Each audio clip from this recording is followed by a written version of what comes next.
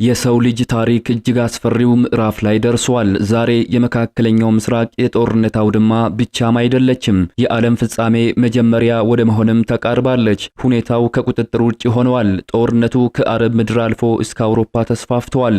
In the last hour, Israel has carried out more large strikes on the Lebanese capital Beirut. ሀያላን ሀገራት በቀጥታ ወደ ጦርነቱ ገብተዋል። ሩሲያ፣ አሜሪካ፣ የአረብ ሀገራት፣ ኢራንና እስራኤል የማይመለሱበት አዘቅት ውስጥ ገብተዋል።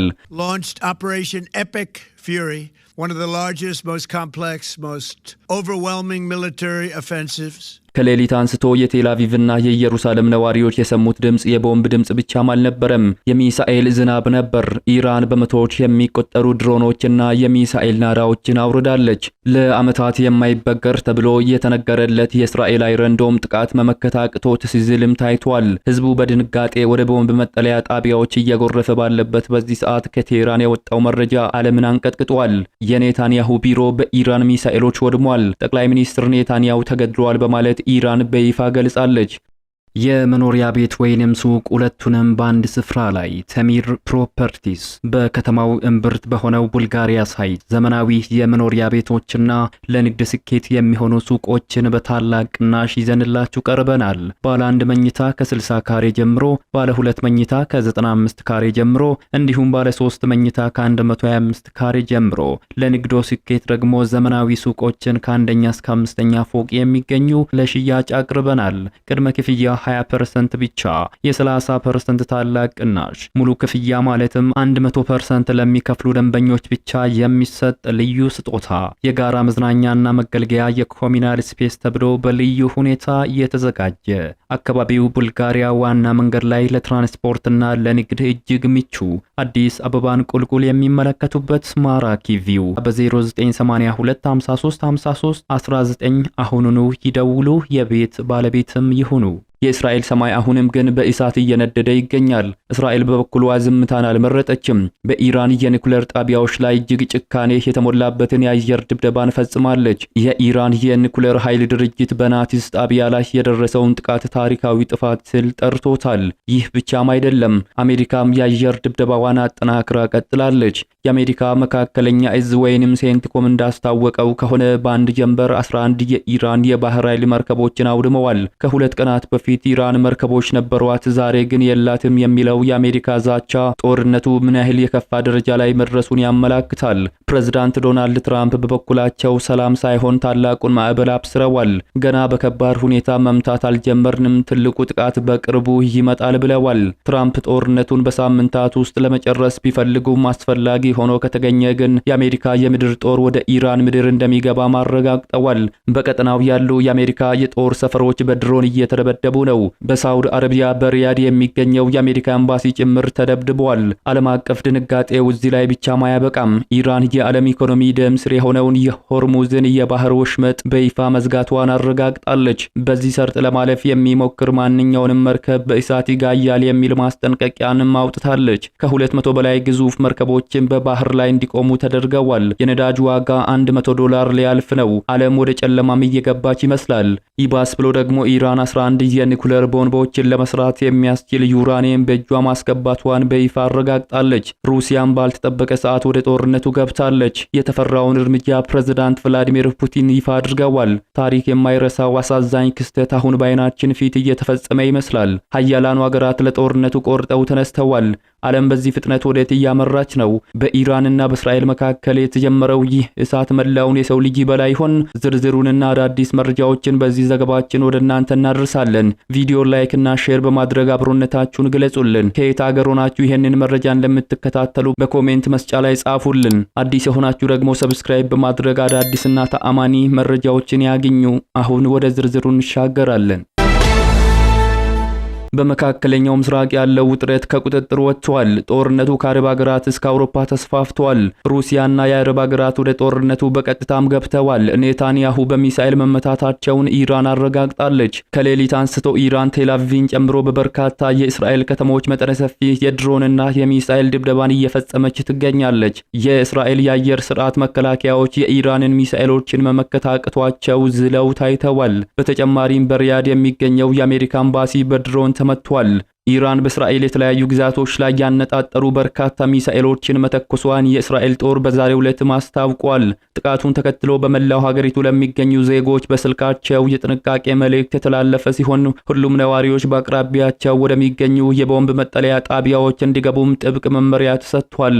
ይህ እርምጃ የተወሰደው በሁለቱ ሀገራት መካከል ያለው ወታደራዊ ፍጥጫ ወደ ከፍተኛ ምዕራፍ በተሸጋገረበትና ቀጥተኛ ጥቃቶች እየተሰነዘሩ ባለበት ወቅት ነው።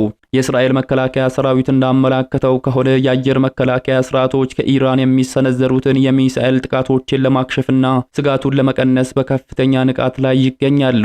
ጦሩ የመከላከያ ስርዓቶቻችን ጥቃቱን ለመመከት ስራ ላይ ናቸው ሲል በሰጠው መግለጫ አረጋግጧል። በኢራንና በእስራኤል መካከል የተጀመረው ይህ መጠነ ሰፊ ወታደራዊ ግጭት በቀጠናው ያለውን ስጋት እጅግ የከፋ ደረጃ ላይ ያደረሰ ሲሆን ዓለም አቀፉ ማህበረሰብም ሁኔታውን በከፍተኛ ትኩረት እየተከታተለ ይገኛል። እስራኤል በበኩሏ የኢራንን የኒኩሌር ጣቢያ መደብደቧ ተሰምቷል። የኢራን የኒኩሌር ኃይል ድርጅት ኃላፊ መሐመድ ኢስላሚ አሜሪካና እስራኤል እሁድ ዕለት በናቲዝ የኒኩሌር ጣቢያ ላይ 2 ተከታታይ ጥቃቶችን መፈጸማቸውን አረጋግጠዋል። ኃላፊው ለዓለም አቀፉ የአቶሚክ ኤነርጂ ኤጀንሲ ዋና ዳይሬክተር ራፋኤል ግሮሲ በጻፉት ደብዳቤ ኤጀንሲው በኢራን የኒኩሌር ተቋማት ላይ እየተፈጸመ ያለውን ጭካኔ የተሞላበትን ጥቃት በጽኑ እንዲያወግዙትም ጠይቀዋል። መሐመድ ኢስላሚ ያክለውም ዓለም አቀፉ ማህበረሰብና ኤጀንሲው በእነዚህ የጥቃት ድርጊቶች ላይ ዝምታቸውን በመስበር በአስቸኳይ እርምጃ መውሰድ አለባቸው ሲሉ አሳስበዋል። ይህ በእንዲህ እንዳለ በመካከለኛው ምስራቅ በአሜሪካና እስራኤል አስተባባሪነት በኢራን ላይ እየተሰነዘረ ያለው መጠነ ሰፊ ጥቃት በቀጠለበት በዚህ ወቅት የአገሪቱ የበላይ መሪ አያቶላ አሊ ካሜኒን ጨምሮ በርካታ ከፍተኛ የኢራን አመራሮች መገደላቸው የሚታወቅ ነው። ኢራንም በወሰደችው የአጸፋ እርምጃ እንደ ኳታር፣ ኩዌትና የተባበሩት አረብ ኤሚሬትስ ባሉ 8 ሀገራት በሚገኙ የአሜሪካ ጦር ሰፈሮችና የኃይል ማመንጫ ተቋማት ላይ የሚሳኤልና የድሮን ጥቃቶችን ሰንዝራለች። የአሜሪካ መከላከያ ሰራዊት በኢራን ላይ እየሰነዘረ ያለውን ጥቃት ተከትሎ 11 የኢራን የባህር ኃይል መርከቦችን መምታቱን አስታውቋል።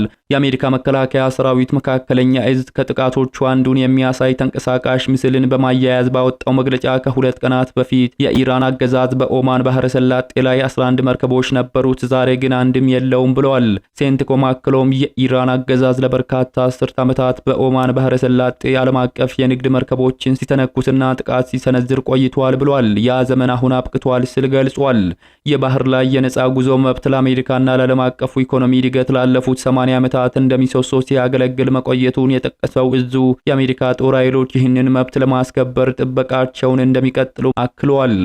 ኢራን በበኩሏ የሆርሙዝን የባህር ሰርጥ መዝጋቷን በይፋ አሳውቃለች። የዓለም ኢኮኖሚ የደም ስር የሚባለውን የሆርሙዝ የባህር ሰርጥን ኢራን በይፋ መዝጋቷን አስታውቃለች። የኢራን አብዮታዊ ዘብ ከፍተኛ ባለስልጣን መተላለፊያ መስመሩን ቴሄራን መዝጋቷን ተናግረው በዚህ ሰርጥ ለማለፍ የሚሞክር ማንኛውንም መርከብ በእሳት ይጋያል ሲሉ ጠንካራ ማስጠንቀቂያን ሰጥተዋል። የአብዮታዊ ዘቡ ዋና አዛዥ አማካሪ የሆኑት ብርጋደር ጀነራል ኢብራሂም ጀባሪ ለኢራን የመንግስት መገናኛ ብዙሃን እንደገለጹት የሆርሙዝ ሰርጥ ተዘግቷል።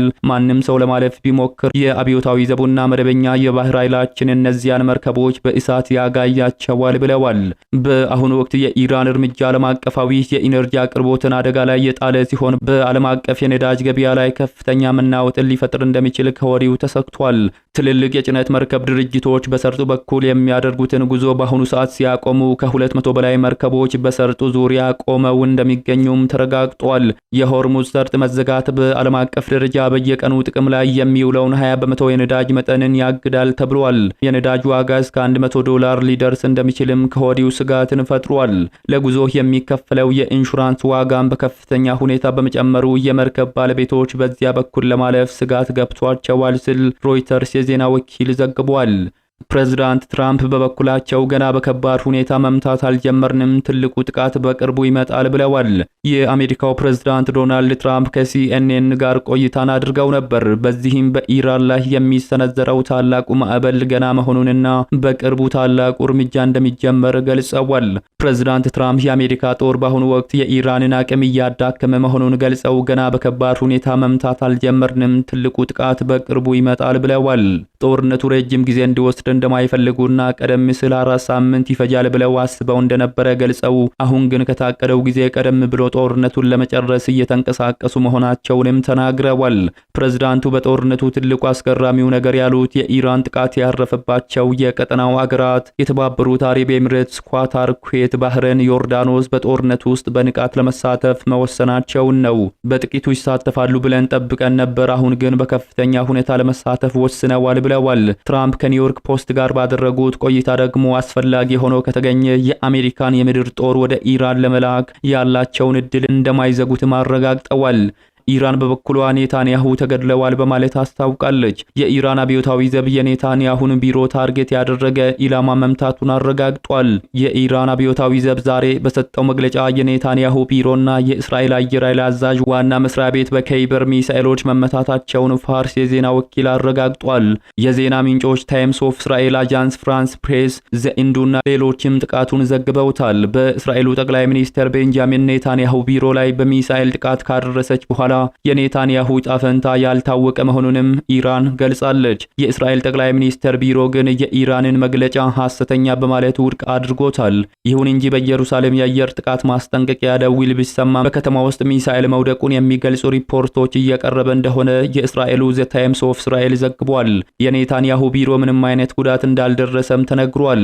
በሌላ በኩል የብሪታንያው ስካይ ኒውስ እንደዘገበው ኔታንያሁ ሰኞ ዕለት ቤት ሽመሺ ውስጥ የኢራን ሚሳኤል ጥቃት የደረሰበትን አካባቢ ሲጎበኙ ውለዋል ብለዋል። የእስራኤል የነፍስ አድን አገልግሎቶች ኢየሩሳሌምን ጨምሮ በተለያዩ ቦታዎች የኢራን ሚሳኤሎች ማረፋቸውን አረጋግጠዋል። በቤት ሽመሺ በሚገኝ አንድ ምኩራብ ላይ በደረሰው ጥቃት በርካታ ሰዎች መገደላቸውም ተዘግቧል። ከኔታንያሁ ቢሮ የወጣው መግለጫ እንደሚያመላክተው የጠቅላይ ሚኒስትሩ ደህንነት የተጠበቀ ሲሆን በእሳቸው ላይ ጥቃት ተፈጽሟል የሚባለው መረጃ መሰረተ ቢስ ነው ሲልም ቢሮው ገልጾታል። የአሜሪካው ልዩ መልእክተኛ ስቲቭ ዊትኮፍ በበኩላቸው ከፎክስ ኒውስ ጋር ባደረጉት ቃለ ምልልስ የኢራን ከፍተኛ ተደራዳሪዎች በዘንድሮ የመጀመሪያ ዙር የውይይት ወቅት 11 የኒኩሌር ቦምቦችን ለመስራት የሚያስችል በከፍተኛ ሁኔታ የበለጸገ ዩራኒየም እንዳላቸው በመግለጽ መናገራቸውን ይፋ አድርገዋል። እንደ ዊትኮፍ ገለጻ ተደራዳሪዎቹ 60 በመቶ የበለጸገ 460 ኪሎ ግራም ዩራኒየም በእጃቸው እንደሚገኝና ይህም ለ11 ቦምቦች እንደሚበቃ ያለምንም ይሉኝታ ተናግረዋል ሲሉ ሁኔታውን አጋልጠዋል። ኢራናውያን የኒኩሌር ነዳጅን የማበልጸግ የማይገሰስ መብት እንዳላቸው ቢገልጹም አሜሪካ ግን ይህንን ጥረት የማስቆም መብት እንዳላት ምላሽ መስጠቷን ልዩ መልእክተኛው አስታውቀዋል።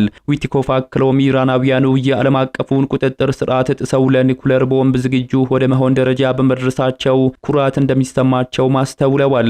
ምንም እንኳ አሜሪካ ባለፈው ዓመት በወሰደችው የአየር ጥቃት የኢራንን የኒኩሌር ተቋማት ማውደሟን ብታረጋግጥም በእጇ ያለው የዩራኒየም ክምችት በአንድ ሳምንት ወይንም በ10 ቀናት ውስጥ ወደ ጦር መሳሪያነት መቀየር እንደሚቻል ዊትኮፍ ስጋታቸውን ገልጸዋል።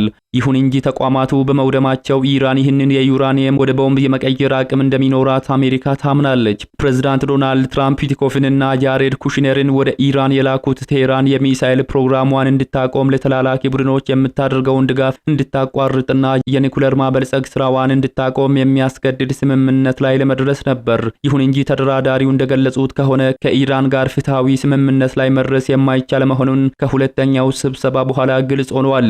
ኢራናውያኑ በውይይት ላይ አውንታዊ ውጤት እንዳለ ተደርጎ እንዲዘገብ ቢፈልጉም ስብሰባው ግን በፍጹም ተስፋ ሰጪ እንዳልነበረም ዊትኮፍ አረጋግጠዋል።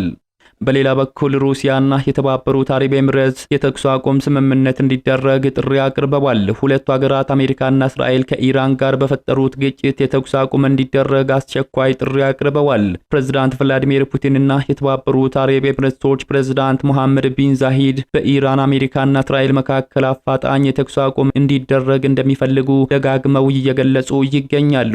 ሁለቱ ወገኖች ወደ ፖለቲካዊና ዲፕሎማሲያዊ ጥረቶች የመመለስ አስፈላጊነትን አጽንዖት ሰጥተዋል። በቅርቡ በኢራን ላይ የሚወሰደው ወታደራዊ እርምጃ በተባበሩት መንግስታት ድርጅት አባል ሀገር ላይ ያልታሰበ የትጥቅ ጥቃት ሲሉም ገልጸውታል። የተባበሩት አረብ ኤሚሬትሶች ፕሬዝዳንት ኢራን ሀገራቸውን እያጠቃች መሆኑንም ገልጸዋል። ምንም እንኳ ኢራን በተባበሩት አረብ ኤሚሬትስ ላይ ያደረሰችው ጥቃት ፊታዊ ባይሆንም ግጭቱ መቆም እንዳለበትም አሳስበዋል። ፕሬዝዳንት ቭላዲሚር ፑቲን ሰኞ ዕለት ከተባበሩት አረብ ኤምሬትስ ከኳታርና ከባህሬን መሪዎች ጋር በስልክ መወያየታቸውንም ገልጸዋል። ክሬምሊን እንዳስታወቀው ውይይቱ ያተኮረው አሜሪካና እስራኤል በኢራን ላይ የሰነዘሩት መጠነ ሰፊ ወታደራዊ ጥቃትን ተከትሎ የመጣውን ቀጠናዊ ቀውስ ተገቢውን መፍትሄ በሚገኝበት ሁኔታ ላይ ነው። ሶስቱም ሀገራት የአሜሪካ ጦር ሰፈሮች የሚገኙባቸው መሆናቸውም የሚታወቅ ነው። የተወደዳችሁ የሚዲያችን ተከታታዮች ለሰዓቱ ያዘጋጀንላችሁ መረጃዎች የተከታተላችሁትን ይመስሉ ነበር። ከሰዓታት በኋላ በሌሎች አዳዲስ መረጃዎች ዳግም እስከምንገናኝ በያላችሁበት መልካሙን ሁሉ ተመኘን።